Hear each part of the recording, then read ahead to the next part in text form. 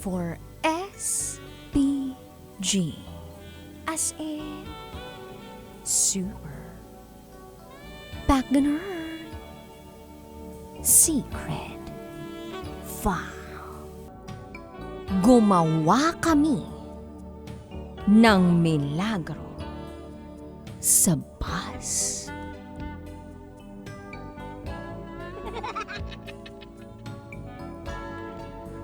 Hi, DJ Rocky.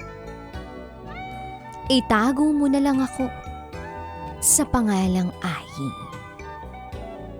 At ito, ang aking SPG, as in super, Pagganon,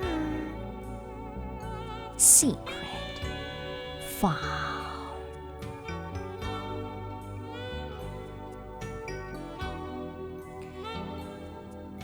Hinding-hindi ko makakalimutan. December 2018. Nag-decide kami ng aking pinsan na itago natin sa pangalang Joanna na pumunta sa mama ko sa Batangas para magpagawa ng susuotin kong cocktail dress since mananahi naman siya. Galong kaming Caloocan at paggabi na kami bumiyahe around 6 p.m. At para makapunta ng Batangas, sasakay muna kami ng bus pa Cubao and isa pang sakay ng bus pa Lemery, Batangas. So eto na ang exciting part.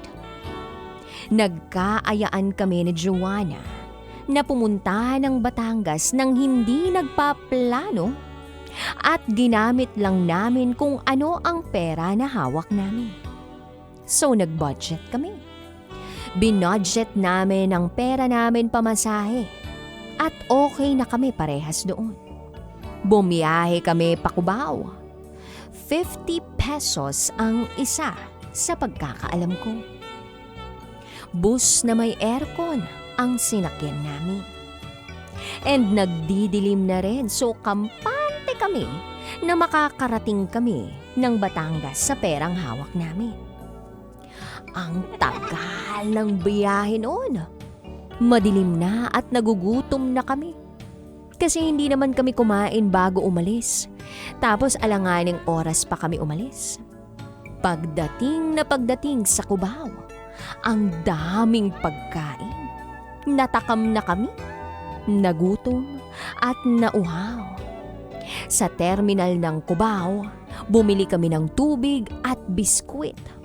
Ang mahal ng mga tinda. Yung tubig, 20 pesos. Tapos sa mga biskit na binili namin, tig 15 that time. Hindi na kami nakapag-isip. Bumili na agad kami since nagugutom na kami. Isang tubig lang ang binili namin at tig-2 biskit. Edi, bawas na yung pera na hawak namin. Hindi pa kami nakontento. Bumili pa kami ng hotdog kahihintay sa bus na sasakyan namin. Since alanganin nga ang oras ng biyahe namin. Last trip ng bus ang sasakyan namin. Hanggang sa nabawasan na talaga ang pera na hawak namin. Dumating na ang bus na sasakyan namin around 11 p.m. Last trip na yon, and instead na bumalik pa kami, tumuloy kami kahit kulang na ang pera na pamasahin namin dahil sa nagastos naming kakakain. At that time, ang pasahe each pa Batangas is 185 pesos na. Yung pera namin, less than 185 pesos na. Kinakabahan na kami. So nagplano na lang kami na itutuloy namin ang pag-akyat namin ng bus. Namili na kami kung saan kami uupo. At nag-decide kami na sa gitna na lang kasi alam ko sa dulo ng bus, nag-i-start si Kuya Konduktor maningil ng pamasahe. Since malayo-layo ang pupuntahan namin, naniningil pa lang ng bayad kapag nakaalis na ang bus. Kalmado pa kami kasi hindi pa kami sinisingil ni Kuyang Konduktor. At madaling araw na, mga alauna yon, nung naningil si Kuya at nasa Tanawan, Batangas na siya naningil. Doon na kami kinabahan. As in, dug dug dug dug dug dug dug dug, ganon ang tibok ng puso namin parehas ng pinsan ko. So, tama nga ako. Nag-start si Kuyang maningil sa likod papuntang harap. Nung kami na ang sisingilin ni Kuya, tinanong niya kung saan daw kami. Then sinabi namin, tapos nagpipindot-pindot siya doon sa hawak niya para doon lalabas kung magkano ang total ng pamasahe namin. Tapos inabot na ni Joanna yung pera na kulang-kulang na pamasahe namin. Then sabi ni Kuyang Konduktor, kulang daw ang bayad namin.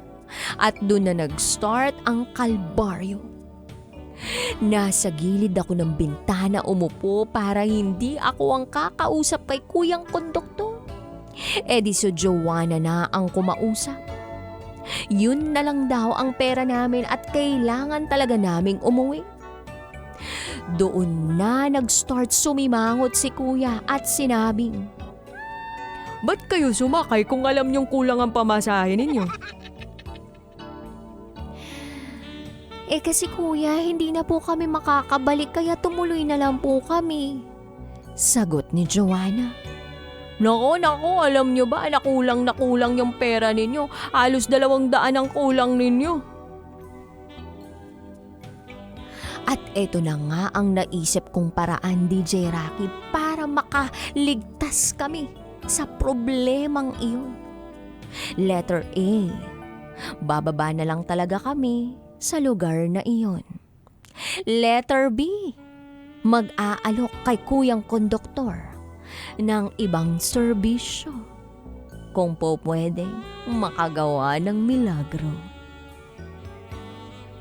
Or letter C, ipaubaya kay Joanna ang diskarte kung paano kami makakaalis sa problemang iyon. Nang nag-iisip ako ng solusyon sa aming problema, bigla ko na lang narinig si Joanna na umiyak. At ang ginawa ko, yumuko na lang. Doon na tumaas ang boses ni Kuya na siya raw ang mag-aabono noon.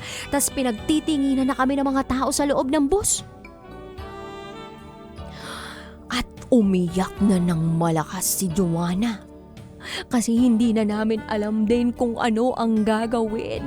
Lahat ng pagpapalusot ginawa niya, tas ako naiiyak-iyak na rin sa gilid. Hinanapan kami ng ID noon, parehas kaming walang dalang ID kaya walang nagawa si Kuya kundi mag-abono at ihatid kami sa destination namin.